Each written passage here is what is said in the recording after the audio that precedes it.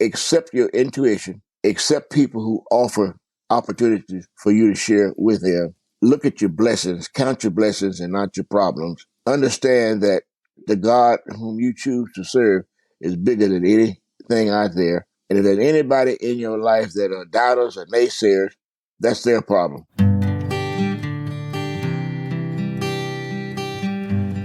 Well, hello, friends of Bill W. and other friends. You have landed on Sober Speak. My name is John M. I am an alcoholic, and we are glad you are all here, especially newcomers. Newcomers, that is, both to recovery as a whole and newcomers to this podcast. Sober Speak is a podcast about recovery centered around the 12 steps of Alcoholics Anonymous. My job here on Sober Speak is simple. My job is to provide a platform to the amazing stories of recovery all around us. Consider Sober Speak, if you will, your meeting between meetings. Please remember, we do not speak for AA or any 12-step community. We represent only ourselves. We are here to share our experience, strength, and hope with those who wish to come along for the ride. Take what you want and leave the rest at the curb for the trash man to pick up. From Studio A, deep in the heart of Texas, there was the voice of Mr. Don J. that you heard of this at the beginning of this episode number 233 of Sober Speak. And you will be hearing so much more from Don J in just a moment, but first things first. This episode is brought to you by, sponsored by, if you will, Kim and Krista and Jason and Anna and Kurt and Adrian and Todd and Terry. What, you may ask, did Kim and Krista and Jason and Anna and Kurt and Adrian and Todd and Terry do? Well, they went to our website, soberspeak.com, clicked on the little yellow donate tab, and they made a contribution. So thank you so much, Kim and Krista and Jason and Anna and Kurt and Adrian and Todd and Terry. This episode is coming right out to you. I, John M., just another bozo on the bus, will indeed be the chairperson for this meeting between meetings, and I am truly honored and privileged to serve all of you listening in. So take a seat, if you will, around this virtual table, and let's get started. Today, we bring to you Mr. Don J. We're calling this episode Behind These Walls is Where I Found God. Don J.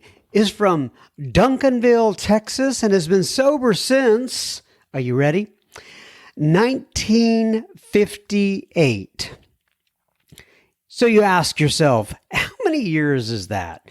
Well, let me help you with a little bit of math. That is 63 years Don J has been Don J has been sober. And this particular episode, I loved recording this. It's part testimonial, part history lesson, and you'll understand what I mean by that while listening to this episode.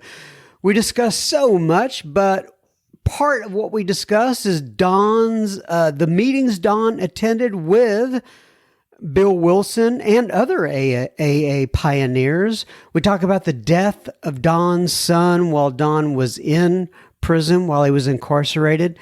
Don's definition of a, quote, mixed drink, unquote. You're going to want to hear that part. We discussed what it was like for Don growing up in both society, in both AA, and back in the 1940s and 1950s, and what that was like for him.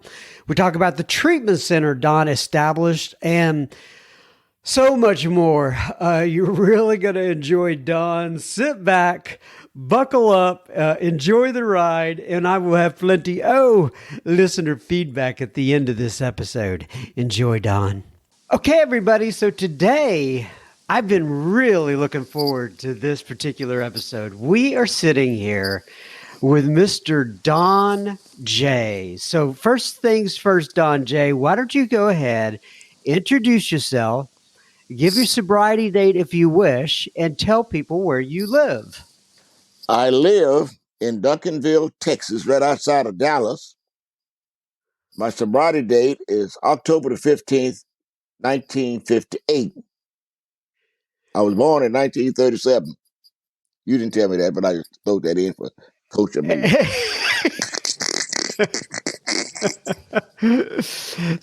Well, let's go just real quick. I want you to go over that sobriety day one more time, just in case people didn't catch it. Because October the 15th of 1958. That's right. Yeah, I'm 2 days old in black pepper.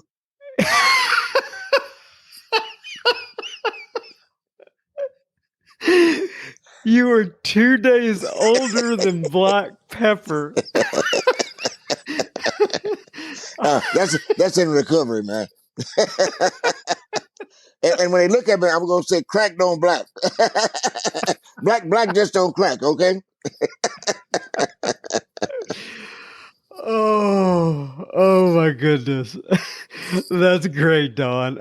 Okay. I'm saying that because people can't see me, but my head is white and my skin is black. That's right. You have a beautiful head of gray hair there. I must admit, it's quite a contrast. I really like it. Thank you, buddy. And for all the ladies out there that's looking, I'm old, but at the same time, I'm looking for a nurse with a purse before I need a hearse.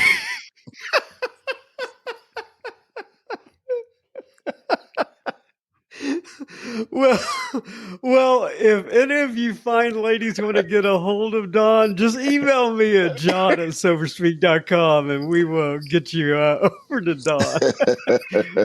We're matchmakers here at Sober Speak. Yeah. All right. Yeah. So I want to just first of all say a couple things. Number one, how we met each other. We were at the Texas State Convention, and a common friend of ours, Mr. Reno John, who's been on the podcast several times, introduced you to me and suggested, and I'm so glad he did, is that we get you on the podcast. And I'm glad to be here. And I also want to give a little shout out to your IT professional there, John, who is in the room with you. And John, his name is John Thompson. And John has been helping Mr. Don here with getting set up in regards to IT. And he's done just a fabulous job. And thank you so much, John Thompson. I appreciate it. I believe John is one of your friends from church. Is that right? That is correct. He's an elder at my church. And we became fast friends once we got into on a committee that's called Crucial Concerns About Racism. I'm so glad. And John is just a sweetheart of a guy. And as you know, getting some of this technical. So how old are you? So help me with the math there. How old are you? I'm 84. 84. And so sometimes getting the technical stuff kind of straight and all worked out can be kind of tough. And John's been able to help out with that. Well, it's not because of my age. It's because of my vision. I'm blind in my right eye and I'm slightly blind. I got low vision in my left just so I can have a little bit of sight in my left eye. So you just can't see I can't see it. But I don't act like it. No, you don't. Okay, so and how many years? Okay, 1958. How many years have you been sober? This is my 63rd year. We're 64 this coming October. Wow. So you know when they have those countdowns at the various I'm the last one standing. But hey, John. Back then they didn't want me. Now I'm hot. They're all on me.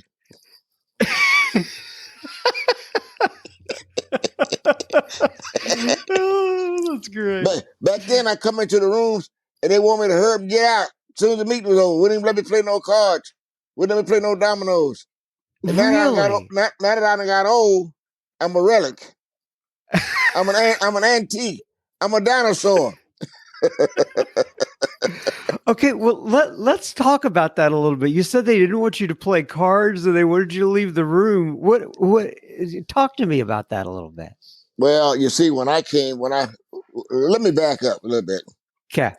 And I'm gonna back up so I can quantify and then qualify why I'm saying what I'm saying. Okay. I was Mm-hmm. a little kid and I drank chalk from my granddaddy, something like that. So they gave me that kind of stuff. And my grandfather was a good guy that really believed in the spiritual concept of humanity. I think he had a lot of Indian in him or something like that too. But anyway, he made home brew. And that's how I learned how to start drinking. I love the taste. When I quit drinking, I didn't quit drinking because I didn't love the taste. I liked alcohol, and I still loved it. Even though I was a teenager, I still was able to learn how to drink and enjoy good whiskey or good liquor or good booze. It just made me feel good. You remember the saying of how people used to do when they drank something and didn't like it, they go, "Oh, that shit's good." Well, Yeah. that was me. I don't care what it was. I felt like it was good. I enjoyed it. I enjoyed the burning sensation and all that. But anyway, I'm trying to qualify you to understand, so the people understand what I'm saying is that as a youngster, they gave me the alcohol to put me to sleep because I was maybe a talkative person or a little baby that did a lot of stuff. And they didn't want me doing a lot of stuff. I was the firstborn grandchild, and so I was living with my grandparents and all at the time.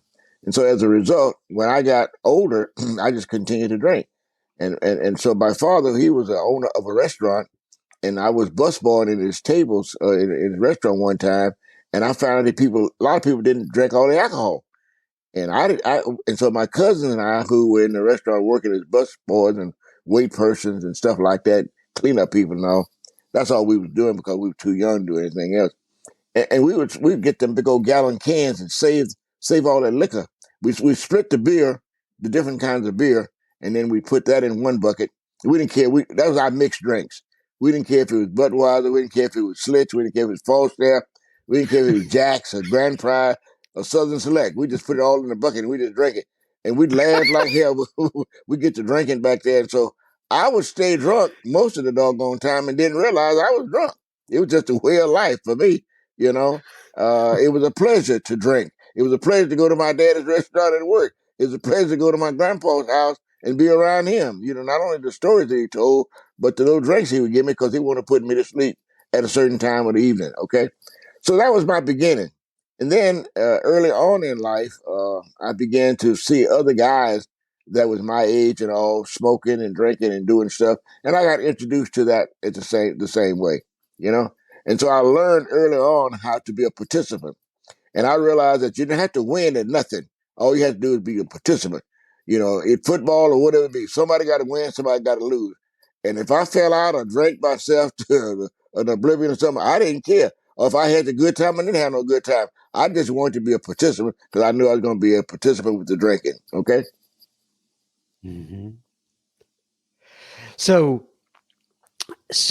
tell me about when I guess you first uh, started getting into trouble, if you will, with the drinking. Obviously, it happened fairly early on because your Yeah. sobriety date is fairly.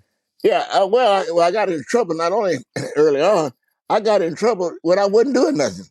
You know, I was at one of the taverns before I got into elementary school, where you go to the hot dog stands and all that by the school and all, and somebody broke into a jukebox, and I kept money on me all the time because between 9 and 18 years of age, I was working. I had a steady little job, and the money was coming. I was making $2.50 an hour, where they threw baseballs at me called hit the trigger, duck the you know what. Oh Anyway, they wow! call it dunk tanks, you know. Then I'm gonna be polite and say, you know what.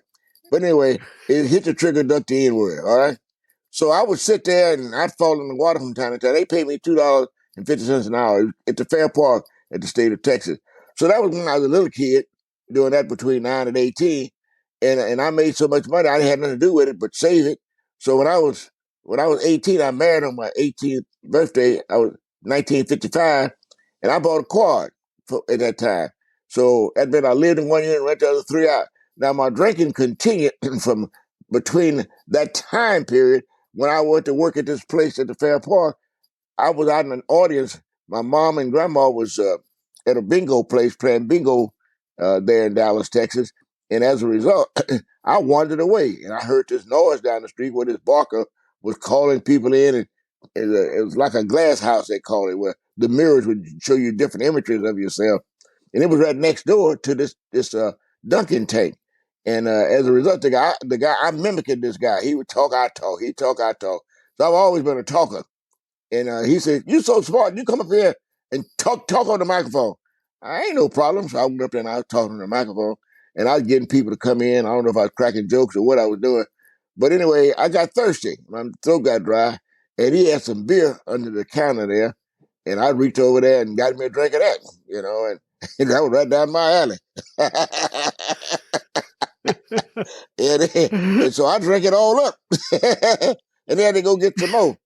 And then as it got later on in the evening before midnight, or right at midnight, everything closed down, and my grandmother and my mom and them come looking for me because I'd wandered away. They had missed me. And they heard all this noise. They heard my voice, so they came down there. Boy, you come on down here. Get your butt down from up there. And the man said, "Whoa, wait a minute. He said, "Hey, young man, you got me a big cry. Everything done closed down." And he gave me a $20 bill. My grandma said, "You going back tomorrow night too?" So I kept going back. And then they didn't have no work for me. But the guy next door, his name was Ed Meeks. He owned a lot of the entertainment centers out there in the Fair Park. And so he hired me. And I became such a good attraction that they moved me from an end tank to the center tank where they had 2 targets on my tank. And that meant that if people could hit the target and knock the door down, I'm supposed to fall. Well, I'm such a clown, I put my back against one wall and my feet against the other, and I wouldn't fall. And all they'd go crazy throwing them balls. Even guys on the other side of the talk gonna say, "The seats is already flapped open now. I'm there, but I don't fall." So after they throw all them baseballs and got to buy some more balls, I fall in the water. I got to fall one time and say all them times them boys could knock me down, I was smart, man. I was smart. I was a smart aleck. I was a functional drunk and didn't know it. So I got into trouble a lot of times. Now, that was one time when the police came and I had money in my pocket from working, and they thought that I had broken into this machine. Now, back then, jukebox didn't have no dollar machine. I have a roll of dollar bills as well as other coins and stuff in my pocket, but they didn't take that into consideration. They just saw that I had money. And so I went to juvenile home. They took me to jail and took me to juvenile. And when my mom and dad all come to get me, they want to know what the heck happened. I said, "I don't know." They thought I was lying. So I was at school later on in life. I was at school one time, and they was shooting dice in a trough, a concrete water trough. And I was standing there looking at them. They called it sweating the game. And so somebody called the police, and the police came, and they took me to juvenile again. So my thing was, well, hell, if I'm going to be going to juvenile all these times for something I ain't doing, I might as well be doing what they said I'm doing. So I started doing what everybody was openly, I already had a taste for alcohol, so that wasn't no problem. And then I learned how to smoke good stuff, Appaloosa Gold. I was able to then enjoy the better lives. And so then they introduced me to them little purple-looking pills, and I was showing up on the road. So I was working, had a good job, was married, but I still would get into trouble because of my association with the friends that I was running around with.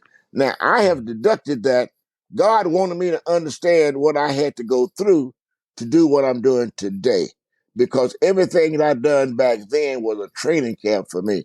I learned how to become an alcoholic. I learned how to stay clean and sober in spite of everything that's going on. John, let me tell you something. I found out here recently, man, that during my young years, I was right along in parallel with the civil rights movement. This is February, Black History Month. John's been working with me about Black history as well. And I've been thinking, man, back in the 50s, hell, the Black Panthers was getting started. I'm in jail. Well, I was born in 37 now. All right, 47, I'm going through all kind of stuff with my parents. Going one place to play because my mom worked in service. And here it is in 57. Here I'm in, I'm in prison. I'm in jail. I go to prison. You know what I mean? And then before 1960, I released December 9, 1960, the civil rights movement really going strong. I get released in 1960, December 9th. I home in 61. That's when the Freedom Rider was going on. Can you understand that, man? I'm in parallel Yeah. what's going on in history and not even knowing it. By 1963, Kennedy was killed right here in my own city.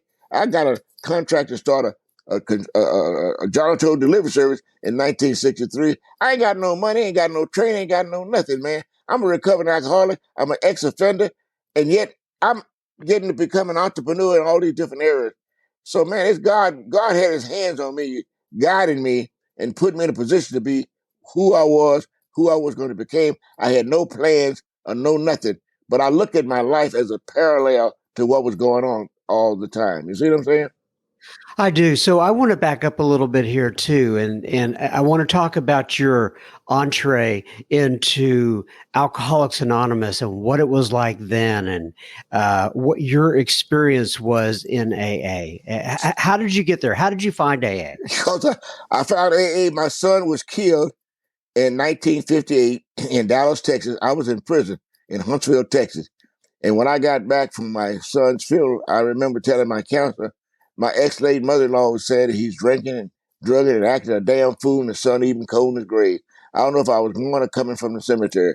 I just remember telling my counselor what she had said about my behavior. And he says, John, we need to put a group together for you people. My people mean colored. We were Negro, colored people back then. And we did them by numbers. And so my group was number 13. And we met in the back. We went up the back steps and met at night. And the white boys met because we were segregated back then, you see. And so we didn't never meet together. We would meet separately, and then we would meet together on the yard or something like that and talk. But they gave me a big book of the 12 and 12. And the first thing I did was read. I didn't know nothing about no 164 pages, nothing like that, no preamble and all that. I didn't know about no Bill and Bob or who was starting this and all that stuff. But God also gave me an insight where I read when the family afterwards. I was like, I wonder what's going to be like when I get out of here. And that caught my attention. 133 hit me. Happy, joyous, and free. Your miseries by your own making. I went, damn, shit. I know this is true because I ain't done nothing. You know what I mean? I didn't get caught doing nothing. And so here I am in prison at an early age of my life. We still drinking and drugging while we're in prison because you can make chalk while you're there. And man, look here, I was having a damn blast. And so when my son got killed all day that day, they said Willie Don Johnson was killed in Dallas, Texas today in a car accident. And everybody said, man, that's you. That's your name. I know that a lot of folks have the same name, but I didn't think that I had a son that was killed. He was not even 2 years of age. He was born in 1956 and he died in 58. So he was almost 2 years of age. So here I am thinking, that ain't me. I don't know about that. I kept laughing and joking with the guys about this name being killed and at me all day. The warden called me in the office that night. And when the warden called me in, he gave me a cigar and told me to sit down because he knew I smoked the big old. I smoked the productive cigar. He smoked them seconds. You know, the kind of cigar you smoke halfway, they throw it unwrapped on you. But I wanted to give him a cigar, but he was the warden, so I didn't say that to him. You know? So I laid there and listened to him. Finally, he blew it up. He came down and he said, son, I got something to tell you. Bad news. Your son was killed today in Dallas, Texas, in a car accident. And it hit me. I did have fun. And boy, all the fun left me then.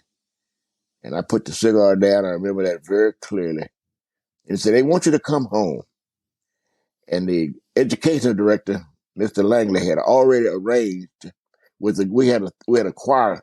It was a colored choir. It was 31 of us in the choir. We sang a cappella in the rodeo. And we'd sung that first Sunday in the rodeo, and they gave us $1 per Sunday. And these guys dedicated their dollars for me to get a bus ticket. So they gave me a reprieve to go home. And I went to Dallas with the clothes that they, put on your back, them khaki uniform, the big old boots. And I was sitting on my mother's front porch when I got off that bus. I caught a bus and went to her house. And she was afraid to drive in her own driveway when she saw me on the porch. She thought I'd have escaped because her grandson's daddy was on her porch. And here he was standing there with his hands behind him as if I had handcuffs on. And she was probably ashamed. I don't know what all running through her mind. I just know that my mama never admitted to the fact that I drank, or had a drinking problem, or I spoke and had a spoken problem, or any of those issues. And she, to her dying day, she was 99, 5 months, and 18 days young when she died. And she still would tell you she never seen me drink, she never seen me smoke, and never smelt it. She was in denial. So anyway, when I got out of prison, when people asked me, Doc, what branch of service you serve? I said, I didn't serve the United States. I served the state. If anybody caught that, that was fine. If they didn't, hell, it didn't make me no difference. I wasn't lying on my mama. but she was going around telling everybody I was in the service or something. Yeah, I served the service all right, but the state, well, they didn't pay me a damn dime. Polishing brass and bumping flows was going on. But anyway, that's how I got introduced to AA. Was in prison, and I'm gonna write me a book. I'm gonna call From Behind These Walls is Where I Found God. That's when I really began to understand the truism of what God is like, and which when I read at night, I read other material as well, but I read a lot about the books, the stories in AA, and I don't care how many times you go back and read that stuff, John. There's more going to be revealed to you. It became real, and so and the guys began to understand me as a person who could read. I was literate, and some of them were not. And I'd read to them and help them, and they began to see me as a voice with this program. And so our program grew in the number 13. And when I got out of prison, they told me to go home and start a group of my people, of my kind, which meant Negro colored people. But we wasn't ready for no AA back then. Still, that was not even now. You go to these rooms today, and you don't find many people of color. And then Yeah, so can you talk to that a little bit? Why is that? Do you have a theory on that? Yeah, it's an ism system. We didn't have no sanitariums. We had no isms about participating and stuff like that. We would put all of the people who had a mental problem or any kind of isms in the back room and keep Uncle Charlie or Aunt Susie back in the back room, and we take care of myself. We had no hospitals. We had no sanitariums. We didn't believe in that kind of stuff as a race because we were not included. We were not segregated enough to talk about sanitariums or mental illness or mental issues like that. And sometimes it was they took mental people and put them out to pasture, like, or they put them to work in certain things that they could do, from farm industry to the industrial industry. And so we were like cattle. We were not human beings. We were not, people owned us back in the day. And we did whatever people would say to us. And if they beat us or hit us or whatever, they caused us concussions or whatever, that was just part of life, the paid war. So as I grew older, I remember having some people who had some issues in my family that was in back rooms, and they'd let us see them every now and then. Or they would go, either we had to take them some food or something like that. So anyway, when I got home, there was a group already going, and I met people like Bill and Sil Cersei and W.O. Bankston and Don Newcomb and all these guys that would come to town, and we'd be meeting. Okay, well, hold on just a second there. Let's back up a little bit because there are very few people left today. Yeah, that have actually people around here know who Cersei is. When I say here in the Dallas-Fort Worth area, but not everybody. But everybody knows who Bill Wilson is. So talk to me about. I mean, did you meet him once, twice? I don't know how many times we met because I'd go to the different meetings and people would be there.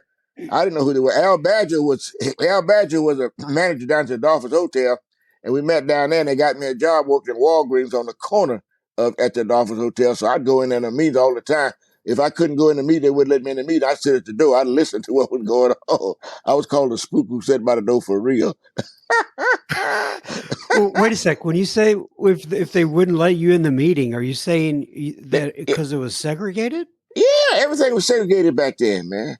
And then when I started going to places, if you know anything about Dallas, they have Town North group segregated, suburban group segregated, Preston group segregated. All those kinds of things, the Mesquite group, even the suburban areas were segregated. And when they started opening them places up, I was one who's been around, so I would go, and then some of the guys and when I opened up my facility called Welcome House, some of them white guys, and I had one for women, and I opened up one for women, they wanted to be part of where I was because I had there wasn't black women mostly, it was mostly white women and white men that came into recovery, not black. And so they would get them to clean up their houses or go to their private men clubs or places, you know what I'm saying? one would leave with nothing and come back with bags full of stuff. You know what I'm saying? So you know what was going on. But anyway, Wow. Cersei was 11 years older than me in the program, and my sponsor was named Jimmy Gallion. And Jimmy would take me around he got me going to the prison, the federal prison in Fort Worth, the prison in Seagoville, and I got my first card to go back to Huntsville. My number is 444 to speak. And Jimmy Gallion, he was a preacher with the Christian church, and he would take me around. He and Ted Trimble was a doctor in Wiley, Texas, and they would take me around to these different colleges and universities, and I'd speak. I'd go to these different churches and I'd speak. And so they helped me to get on my feet in the early part of my recovery. I didn't know what was going on. It was just God preparing me to be a person of faith, a person who was colored, but to understand humanity. Because I was one who always was in the problem of helping people become, I'm like a peacemaker, keeping things cool. I don't know if it was best for our communities. We didn't have a ride, but I remember them sending me to Los Angeles when they had a ride out there to be at the Panthers and stuff to find out what's going on. The mayor of the city of Dallas sent me out there. I was with the commissioners of something, I don't know, but Griswold was one who was one of the heads of that deal. I don't know if he was the FBI or what, but Bob Lamb was also. And I know I'm looking off the subject, but I'm just talking about stuff that had happened to me while I was in my recovery, and I didn't understand what was going on. I was just glad to be part of whatever the thing was happening. And then now I'm realizing it was all during the same time. Yes, there was riots going on. Yes, there was struggles going on. Yes, there was brutality going on. But I was always a favorite. I was like a chosen child. And I look back and I parallel my life with the biblical characters. I was one who was just like God said, I want you to do this. I want you to go. And I said, okay. I was not one who rebelled and said, I ain't going. I ain't not me. Don't send me. But I was one who always throw in that fire furnace and come out unscorched. I was always one who put in the jailhouse and nothing happened. Let me show you. I'm gonna show you how God worked, man. I'm in prison in Huntsville. They sent me. They told me one night I'm on a chain gang going to another farm, East Town. And I get all my little stuff together, and I say, man, to myself, I ain't gonna stay. They ain't supposed to have a one locker when you're in prison. I got 4 damn lockers. I'm the guru. I'm the commissary. When the commissary closed, I'm the man. I leave all of my stuff. I give my keys to another guy and say, here, man, you run it while I'm gone. I'll be back. He said, man, you ain't coming back. They said, your ass East Ham, boy. Don't you know what East Ham is? I said, shit, man, I'll be back. We get down to East Ham and they said, everybody on the train, all right, they called me, give me your number. And it got to me, I'm the last one on there. He said, 142583. You staying on the bus, you going back. I say to myself, I knew I was going to go back. I knew I was going to stay here. And I thank my God then. So that's what I knew. I found God while I was in the walls, man. And he had his hands on me. He let me have a taste of everything that kind of goes on around and in prison. So I would be able to understand it when I got to Dallas and finally opened up a place of my own where people could identify with what I call the Welcome House is the facility which I own today. And so I know today in my heart that it wasn't about me. It's how God chose me to do what I'm doing. Now, all them folks who didn't want me in them rooms back in the day, and they want me sitting there playing with them cards or table or dominoes or playing 42 or whatever that other thing is called Moon. Shoot, I learned how to shoot the moon in prison, 42 and all that stuff. So they didn't want me in there no how. Because if we played for money, shit, hell, they would have had no money. They most of them were real estate. They always see most of the people are white. They wasn't in them suburban places. They had money. They wasn't no poor white boys. Now they were them drunks that come off the street. These guys wore suits and ties. They look like they look like the Ku Klux Klan member without the sheets on. Shit, boy, I tell you, and so then I learned Don Moore. He was a real estate agent. His name was Don, and Don and I was about the same size. He started giving me his shirts and things. I had monogram shirts named Don, but when he and they were all good stuff, and he sent them to the laundry. They come back just nice and fresh. Wasn't no ravels, no holes, no cigarette burns, nothing, man. They was good stuff. And his jackets. These damn jackets were like Neiman Marcus jackets, man. Reynolds and Pendleton jackets and stuff like that. I mean, good stuff. I'm going like, damn. So I was dressed up all the time too, man. Never had to spend a dime. Shit, I had to spend none of my money. You know, it was a gift. So I'm learning how to dress good, look good, and I found out that people in AA in the room, man, they look at people when you dress. So when I go to meeting, I wear coats and ties most of the time. I wear good watches, and I wear different watches so that people can see that I got on something different every day. You know, and I'm not trying to wear them colorful clothes to be a clown. I'm wearing stuff for people to look at so they can see that you can dress up and you look good. When you look good, you feel good. When you feel good, you impress other folk. When you talk to other folk, you get their attention and you can tell them your story. They listen to you. That's And true. yeah.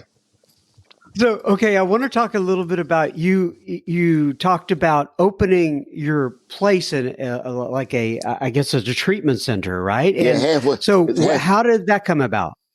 Man, in 1964, I was released in December 9, 1960. 1964, 3 and 4, 2, 3 and 4. I'm keeping guys that I found them that come off the street in my home. Like I went to visit one of my friends who I went to high school with, and his mom was he went to the Navy, and I went to prison. And she said, he ain't here, but he met me down at that car. It was a house up on the hill. And sure enough, he was down in that old car, drunk, bottles all in the car. He was in his old Navy pea jacket, dirt all around the car with the street sweepers that went around it for I don't know how many times or how many years. Wasn't no code enforcement to keep junk cars off the street in my neighborhood. And so he was no code enforcement to make people move junk cars and there's all those flats and everything else there too. But anyway, he was in there and I got him out of that car, got him the recollection of who I was. I took him home with me. And I was just he and I, we talked, drank coffee. Back then I drank coffee. But I found out that coffee make you black, so I quit drinking it. You know what I mean? No, I got coffee. I've been in rooms, man. I thought that you had to drink coffee to stay sober, but they give me ulcers. I kept gassing, so I quit. I quit drinking coffee, man. My life got so much better.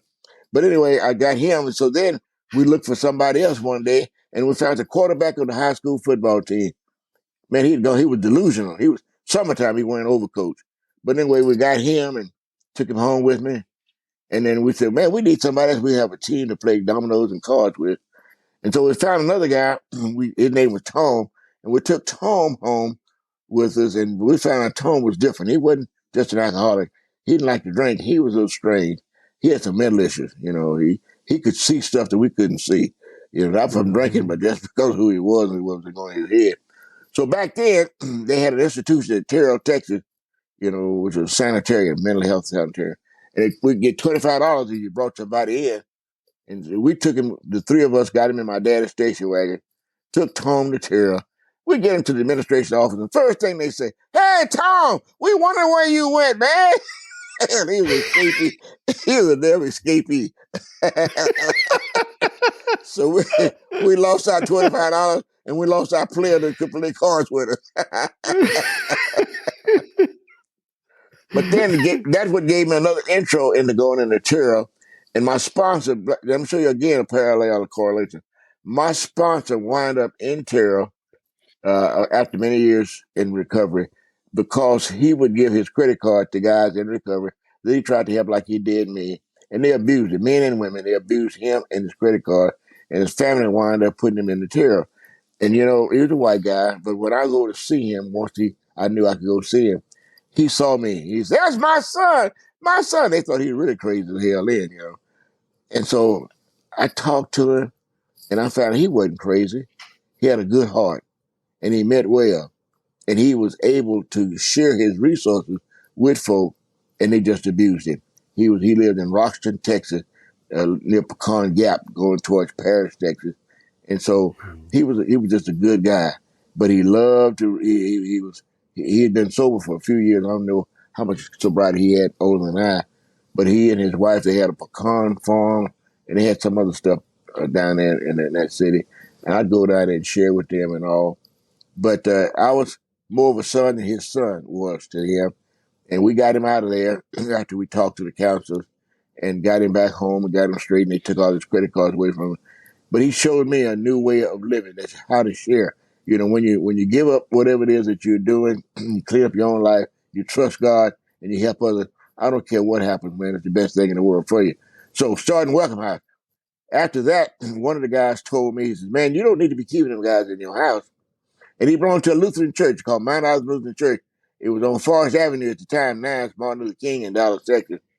And he had a boss that was a good believer in humanity. And his boss came over and talked with me.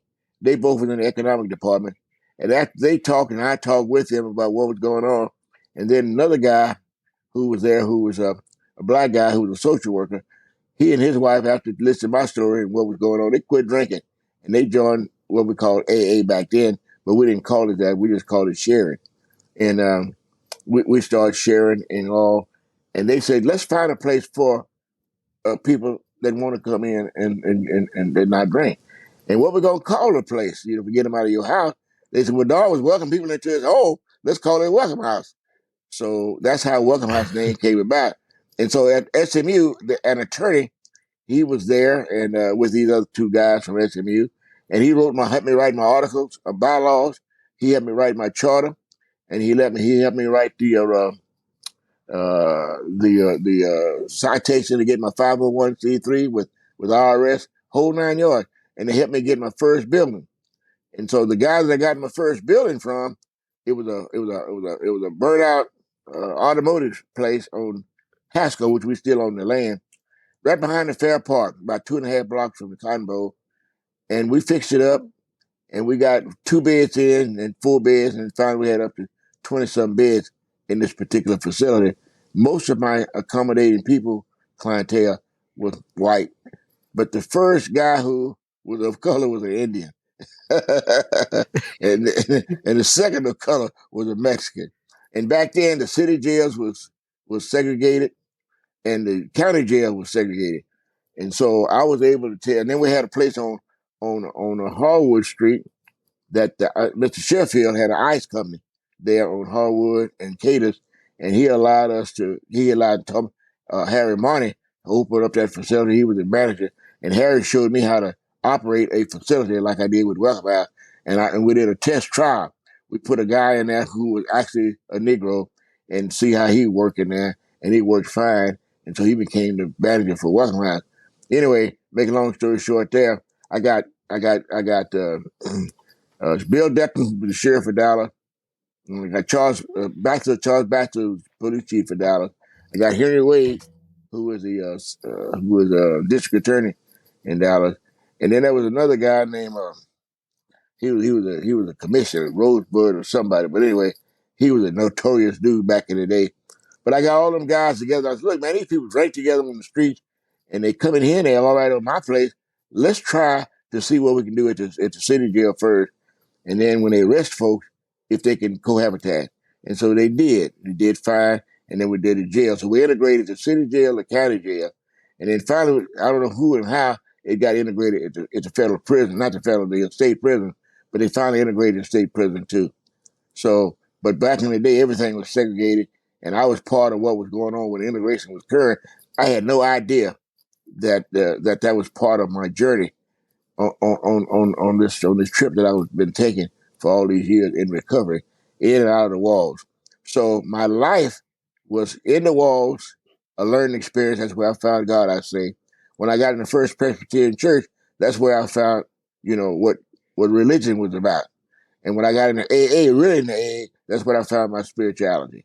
So amongst the three, that's my holy trinity.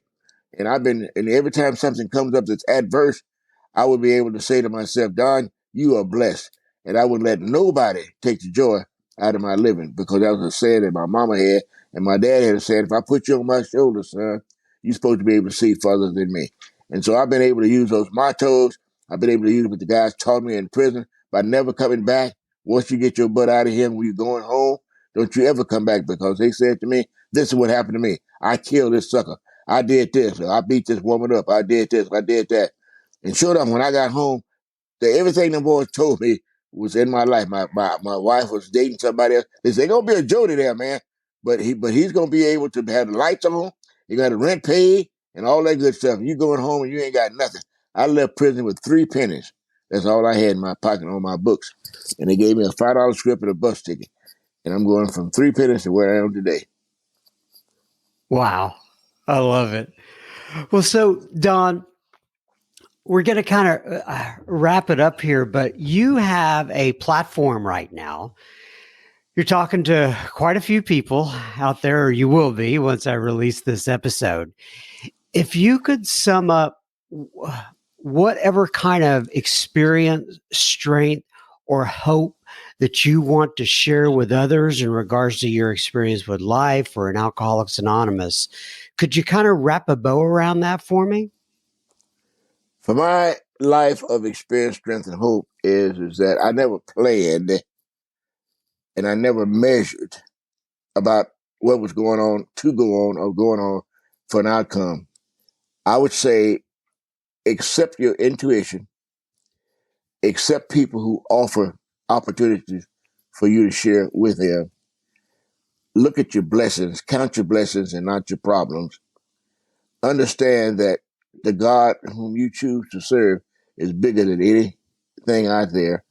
And if there's anybody in your life that are doubters or naysayers, that's their problem.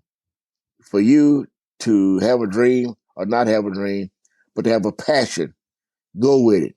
I've been married 4 times, and I haven't found the right one to stay with me yet. But I'm still happy, joyous, and free.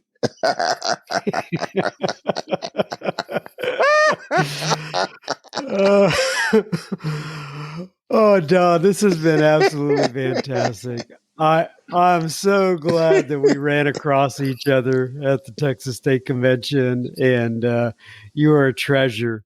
And I told Reno John I was going to be talking to you today, and he said to give you a shout out and just to let you know that he said, please tell him I said hello. He's one of my favorites, and I can see why you are one of his favorites. Well, thank you, John. I appreciate it very much. And you tell whomever it is that you're going to be talking to in the future, I'd love to be part of the ongoing sharing because I think there's another not only a platform like this, but a platform to let people know I'm going to put a book together eventually and I'm going to sell it. And I've always lived in a gated community. I've always lived behind some kind of wall. I got an electronic gate right here in my house now. I'm 84 years old. But that's another story for another time. and if anybody out there wants to get in touch with Don, just email me, John, John, at soberspeak.com, and I will get you his way. And Don, we always end the episodes here with a reading from page 164 of the Big Book. And I'm going to do that now. It says, abandon yourself to God as you understand God. Admit your faults to him and to your fellows. Clear away the wreckage of your past. Give freely of what you find and join us. We shall be with you in the fellowship of the Spirit, and you will surely meet some of us, like me and Don, as you trudge the road of happy destiny. May God bless you and keep you until then. Once again, Mr. Don, I so appreciate your time today. Thank you. Thank you. Thank you. And God bless America. Isn't Don just fantastic? Oh, gosh, I so much enjoyed being able to spend time with him. If you want to get in touch with Don, feel free to send me an email to John, John, at soberspeak.com. We can get you in touch with him. Or if you want to get in touch with, or you have comments about any of the other speakers or guests that we have on the podcast, I always like to get feedback on them, hear how they impacted people. Absolutely love it. Or if you just want to email me and just say hi, I'm at John, John, at soberspeak.com. Feel free to write on in. You may get featured on what we're about to do right now, listener feedback. So on to a little bit of listener feedback. Krista writes in and she says, hey, John, this is Krista from Al-Anon. I'm thinking of you today as I read the letter from Dr. Silkworth in the Big Book. He wrote, quote, the unselfishness of these men, we have come to know them, as we have come to know them, the entire absence of profit motive and their community spirit is indeed inspiring to one who has labored long and wearily in this alcoholic field. And then Krista says, this just embodies sober speak, the guests, you, and the host. I'm inspired. Thank you so much. You're a big part of my recovery every day. Krista, how kind. I do not put myself, at that level. They're pioneers and such like that. But I really appreciate the sentiment. And that's so sweet of you to write in and to think of us while you're reading out of the big book. That's just so sweet. I appreciate it. Julie writes in and she says, hi, John. I downloaded all of your PDF files on the website and started working the steps. Godspeed. Okay, so what Julie's talking about here is that if you go to the website, www.soberspeak.com, in fact, let me go there right now so I don't point you in the wrong direction. And if you go there and you click under, there's something at the top called Sober Resources. And we have some step worksheets out there. Now, I want you to know, we have about half of the steps in there right now, and there's more coming. And they're worksheets for all of the steps. But I do want you to know that I realize that there are about 1 billion guides, work step, ways to work steps. Did I just say that? There are about $1 billion worksheets and guides. I can't talk today. There are so many worksheets and guides that are available on the internet. You may have them in your groups, and they're all over the place. And this is just another option, right? If you want to go to our website and download the worksheets that we have to help you in working the steps, feel free to do such. But Julie, I'm glad you are enjoying those worksheets, and it's helping you to work through the steps. And in fact, if you're not using mine, use somebody's, right? Just get started. Just work the steps.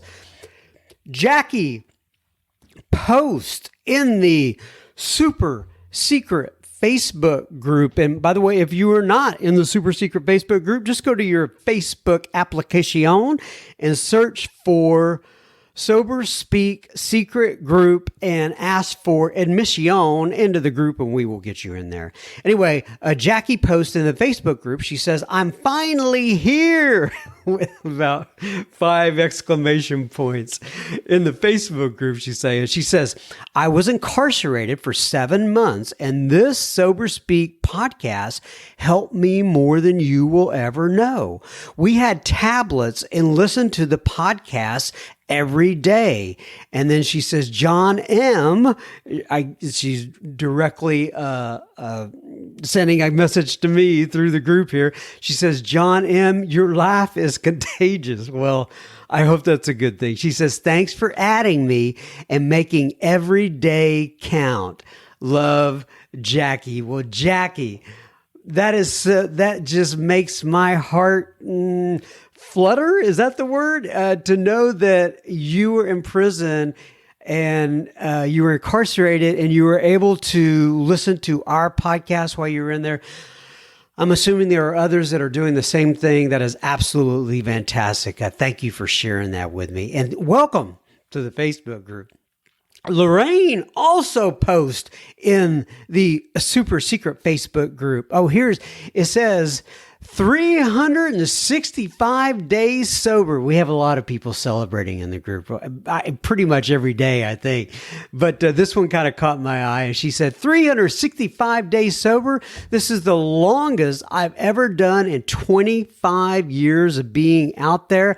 I kept coming back. I found my HP and a sponsor, and I worked my steps. Today, I choose to feed my program, and she spells program with an E on the end, and that's how you can always tell if they're from like Canada or I think, if I remember right, Lorraine is in the Isle of Wight, if I'm not mistaken. I could be wrong in that. Anyway, today I choose to feed my program with an E on it and not my disease. Thanks for being there from everyone, and thanks for being there for me, everyone in this group, and my sponsor and Sober Speak, and especially John M. and Steve. Oh, I got to go back and delete that out. Hold on. It's his last name? Hold on just a second. Let me see where I am. She said it in there, though. So, all right. So go back and delete that. And the reason that Lorraine brings up Steve's name is because Steve is one of the people in the super secret Facebook group who writes on almost a daily basis, if not a daily basis. I call him our daily reflection guy, and he does a great job. What he does is he takes something out of the big book. He writes it in there. He puts the page number and the quote, and then he adds some commentary afterwards, and he always does a great job. So anyway, I'm so glad, Lorraine, that both me and Steve and the super secret Facebook group have been able to be part of your journey, and congratulations on your 365 days. That's great. Amy writes in and she says, "Hi, John. I live in Flowery Beach, Georgia. And she says, I've been sober for 2.5 years. I just started going to AA and found you on Spotify. I spend a good part of my day driving and enjoy your podcast. I just heard Debbie L's story," and that's the one, Yeah. She's even got the title here, Sorority Girl in the Neck Brace. And she says, "And that really hit home for me. Thank you for taking the time to share, Amy S." All right, everybody, guess what? That wraps up uno mas semana of Sober Speak. I take this 1 week at a time. Hope to be back next week. God bless y'all. Keep coming back. It works if you work it. May God bless you and keep you until then.